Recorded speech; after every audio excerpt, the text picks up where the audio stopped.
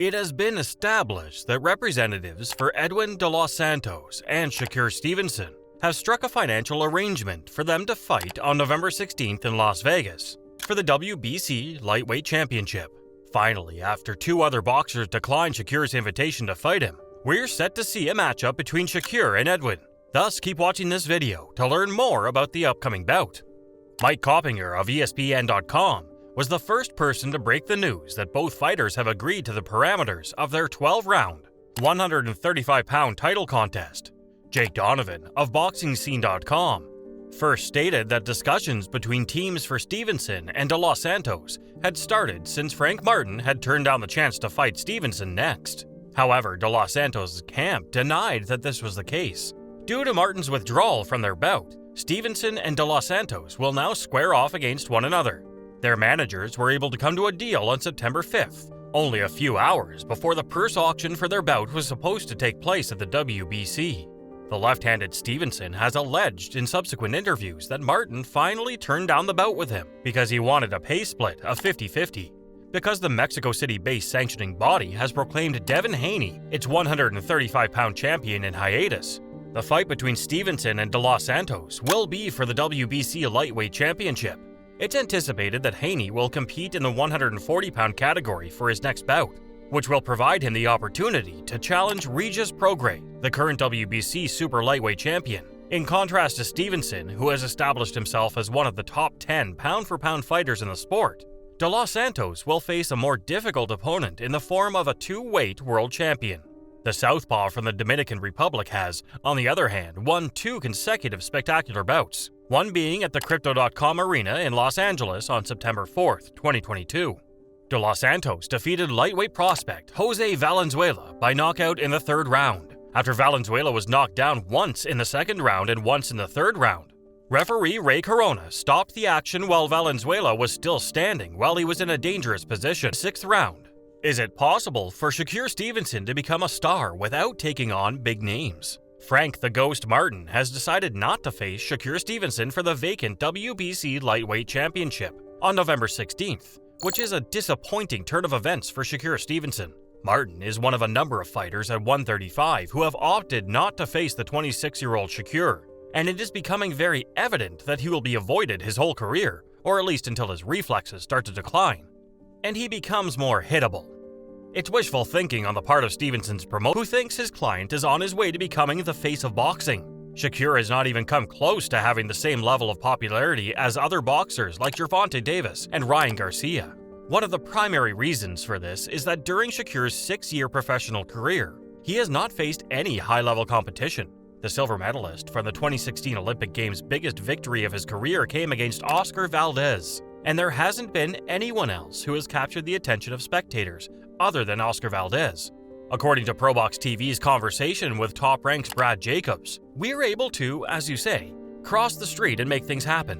When asked about the possibility of fighting in the Sphere Arena in Las Vegas, Brad said, "The right event comes along, yeah, we'd be thrilled to do it."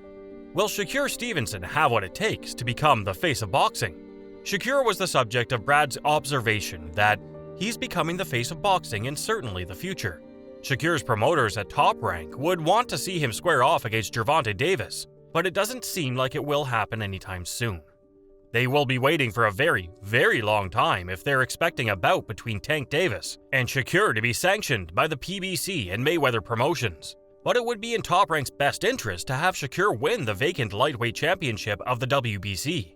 Then have him go up in weight to the 140-pound division, where he has a greater chance of securing the box at 135.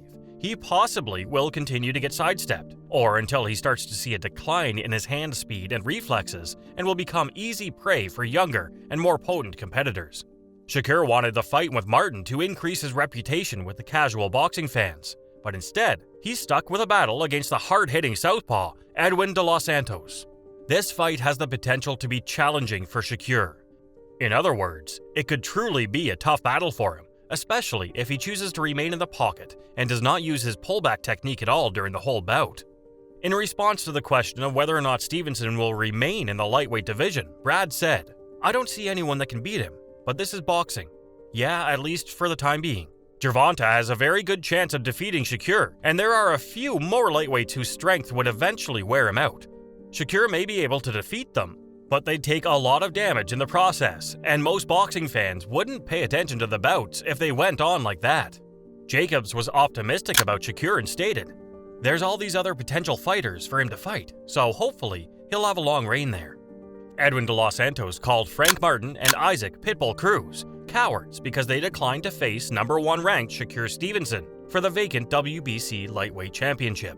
De Los Santos has already courageously accepted the battle with Stevenson and will be battling him for the WBC 135-pound championship on November 16th on ESPN Plus in Las Vegas. Some boxing enthusiasts think that the reason WBC Frank Martin turned down the fight with Stevenson was because he was going to be receiving a big payout title chance against WBA regular 135-pound champion Gervonta Davis next. Martin has a perfect record and has knocked out a total of 12 opponents in his career. However, if that fight does not take place, Martin may have harmed his career since he's not young enough to wait around for 3 to 5 years for another chance at a big-name fighter. In the event that De Los Santos wins the WBC championship, he's not going to make an exception for Martin's behavior, which he considers to be cowardly since Martin did not face Shakur. Recently, De Los Santos uploaded a snapshot to his Instagram account that seemed to show him and Shakur shooting ducks. In the photo, Edwin could be seen carrying a bird that had Pitbull Cruz's head photoshopped onto its body. Shakur is shown here holding Martin's head while cradling a duck in his arms. Since his defeat to Gervonta Davis in 2021, Cruz has reportedly been avoiding dangerous bouts in order to save his health and prepare himself to get a blessing for a second time for the native of Baltimore. Time is the one factor that may determine whether or not Pitbull Cruz will face Gervonta. But even if Isaac had no chance of obtaining a rematch with Tank, he probably still wouldn't take a bout with Shakur due to the high likelihood that he would come out on the losing end of the encounter. On Instagram, De Los Santos made the following comment on Cruz and Martin. Given that these two cowards, at Frank Martin 2016 and at Isaac Pitbull Cruz, refuse to fight the best, I think it is up to us to get things popping. Shakur has to stay on his bike the whole night if he wants to avoid being caught by De Los Santos, who threatens to knock him out if he is hit with one of his left hands. Shakur is a terrific defensive fighter, but he's not unhittable. He is a human, and as such, he is susceptible to injury just like everyone else. We all saw how Shakur lost the battle to the Cuban Robeisy Ramirez in the 2016 Olympics by constantly trying to get away from him. After the match, Shakur was inconsolable because he had lost, but he had only himself to blame for his lackluster performance in the bout. Leave a comment below and let us know whether you believe Shakur will be able to defeat Edwin, as well as the reasons for your belief. And that wraps things up. We appreciate you taking the time to watch this video. Please hit the subscribe button, and we'll see you in the next one.